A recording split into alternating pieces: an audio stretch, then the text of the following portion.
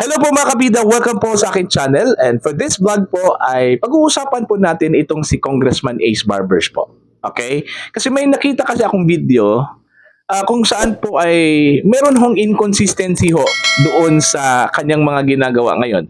Alam naman ho natin mga kabida na itong si Congressman Barbers siya po yung chairman ho ng Committee on Drugs, Dangerous Drugs ng House of Representatives.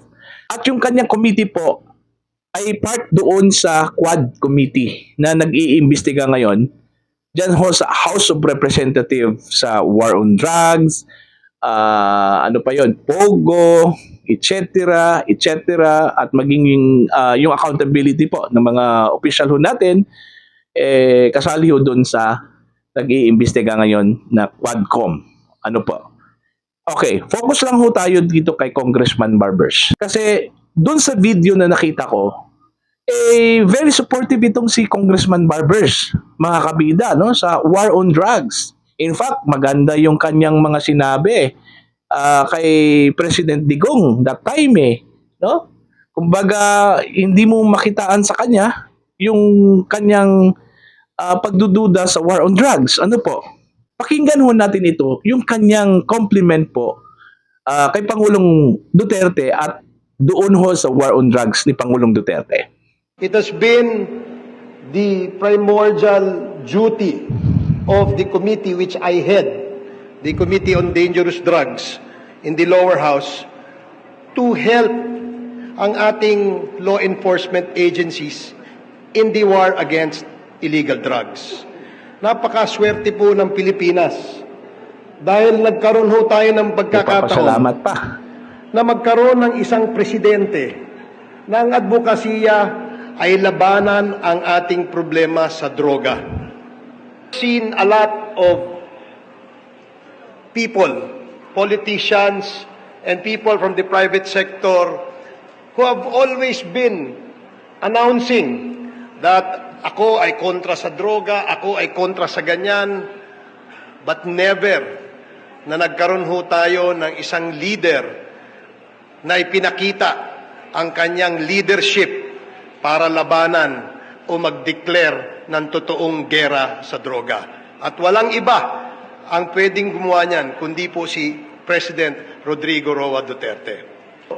Bihira ho tayo nakakita ng isang leader na bukod sa kanyang deklarasyon na war against drugs and war against criminality and war against corruption, meron pong ipinapakitang totoong datos. Kaya nga meron tayong real numbers, PH. Because that only indicates the real picture. And that real numbers tell everybody na ito ho ang totoong kalagayan ng ating bansa. Maglagay man ho tayo ng 100 President Duterte dito sa Pilipinas. Ngunit kung hindi masusuportahan ng private sector, hindi masusuportahan ng ating ahensya, palagay ko, hindi ho magsasucceed at hindi ho magiging victorious ang ating leader kung ganon. Nararapat lamang na atin siyang suportahan because he does not just worry about the present state of the country, but he worries about the future of this nation, the future of our younger generation. Kaya nga ho dapat magtulong-tulong, magsama-sama, suportahan natin ang kampanya laban sa illegal na droga. Again, ladies and gentlemen, I would like to emphasize that this war is not an ordinary war. I am glad that no less than the President is leading this war. Because if it not for President Duterte, we would not have known na ganito pala ang kalaki ang problema natin sa droga.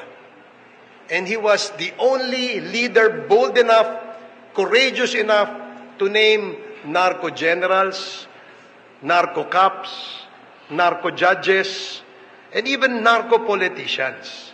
Kaya ho, ako'y hangang-hanga sa ating presidente. I hope after the president's term expires in 2022, the next leader will continue this war against drugs kasi hindi ho natin kaya masolve itong problema to in a span of 6 years. If given a chance and if I will be asked, ano bang dapat gawin natin para ma-continue o ma-sustain itong gera kontra sa droga? Ako ho, candidly, I answered that question. I was asked that question several times. At ang sinabi ko ho, abay, kailangan natin ng extension pa kay President Duterte nang sa ganon ipagpatuloy itong kontra-drogang programang ito. I was misquoted. They asked me, sabi niya, you want the President to extend this term? Of course, I answered candidly. Sinabi ko, bakit naman hindi? Wala hong dapat ikatakot ang sambayan ng Pilipino, lalong-lalo na kung ang ating leader ay nagpapakita ng totoong pagmamahal sa bayan. Hindi lamang ho, puro salita. Marami na ho tayo naging leader, puro salita. Marami na ho kayo narinig dyan. Yun. Very appreciative itong si Congressman Barbers po no? Sa war on drugs ho ni dating Pangulong Rodrigo Duterte, mga kabida. No? Tingnan mo yung kanyang compliment po kay dating Pangulong Duterte, di ba? Nagpapasalamat siya dahil ho dumating itong si Digong at ginawa po itong war on drugs, di ba? So, yun yung kanyang actuation that time, very supportive doon sa previous administration. Medyo ngayon nag-iba na kasi no? Sana pala yung, kumbaga yung tanong kasi ni Senator Bato de la Rosa sa kanya sana ba yung sinabi ho ninyo na very supportive ka sa war on drugs? Nagpapasalamat ka kasi andyan yung war on drugs. 'Di ba? Ayun po nag-iimbestiga ka ngayon sa war on drugs. Ano ba talaga, Col? Ano ba posisyon mo dito sa war on drugs? Against ka, anti ka o pro ka? Mas maganda kasi yung malinaw no? Yung time ni Digong kasi wala kang masabi Lahat po ay puro papuri, 'di ba? Kasi ho si Digong yung presidente. Yun ba yun? Ngayon hindi na si Digong, iba na yung presidente. Nag-iba naman din yung kanta mo, 'di ba? Yun kasi yung typical na politiko, mga kabida, na kung saan po wala hong panindigan, ano po.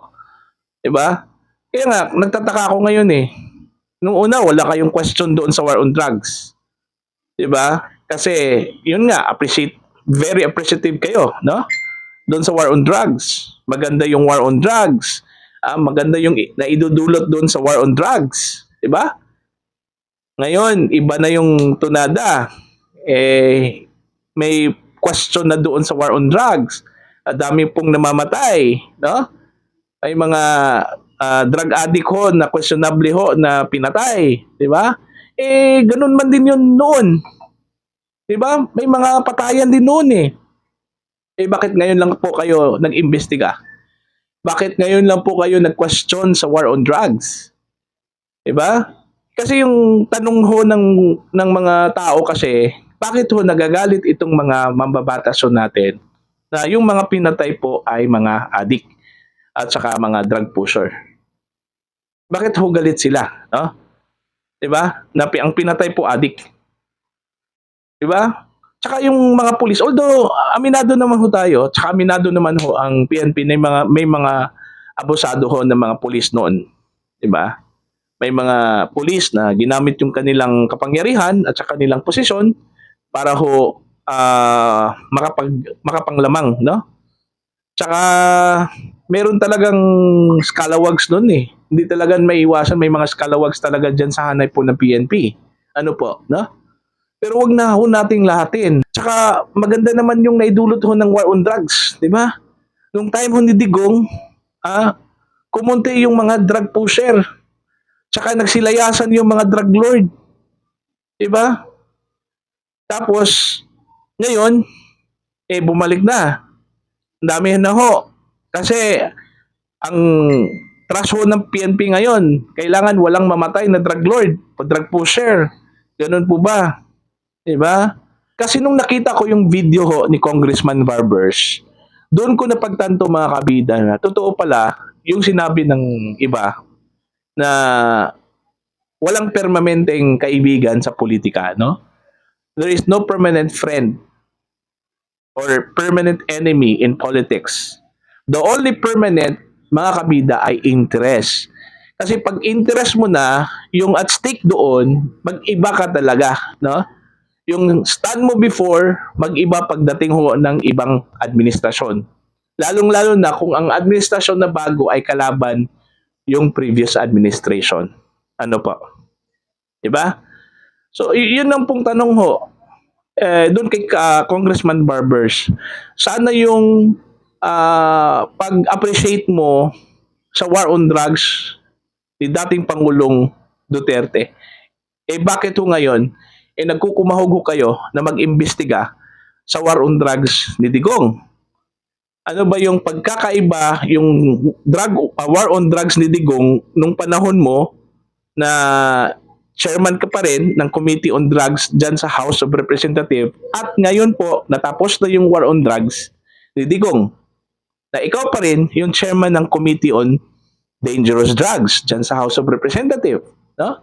Bakit ho nung time ho ni Digong hindi ka nakapag-conduct ng investigation kung meron man ho kayong nakitang anomalya o hindi ka nais-nais na ginawa ho ng PNP nung time ho ni Digong? 'Di ba? Kasi takot kayo kay Digong. Yun ba yun? Yun ba yung dahilan? Tanong ko lang yun eh. Bakit ngayon? Parang astig na kayo na nangunguna ho doon sa war on drugs investigation. Kasi wala na si Digong. Wala na kapangyarihan si Digong. At hindi na kayo pwedeng buweltahan ni Digong. Ano ba yun? Ganun ba yun? Ano po? So, yun po, no? Naisip ko talaga mga kabida na ganyan talaga siguro yung mga politiko, no? Kung sino yung pwedeng kapitan, doon sila, no? Marami hong nalilito sa stand ni Congressman Barbers. Ano ba talaga itong si Congressman Barbers? Ano ba talaga yung kanyang pakay? Bakit ho nag-imbestiga siya? Kusang loob ba yun ni Congressman Barbers na mag-imbestiga ho doon sa war on drugs? O meron hong nag-utos sa kanya na imbestigahan mo itong war on drugs, no? Kasi hindi ko mapagtanto mga kabita, bakit doon siya nag-imbestiga ngayon? Nung una, nung time ho ni Digong, very appreciative siya masyado sa war on drugs eh. Kumbaga parang pinakamagandang modelo yun eh, yung war on drugs ni Digong eh. Base doon sa kanyang statement, di ba? Ngayon, nag-iba na yung tune. So yung mga ganun ba? So dapat ipaliwanag yun, no? Dapat sagutin din ni Congressman Barbers yung tanong ho ni Senator Bato de la Rosa. Saan na yun? Sana yung kanyang believe doon sa war on drugs? Bakit nag-iba yung kanyang pananaw ngayon sa war on drugs, mga kabida?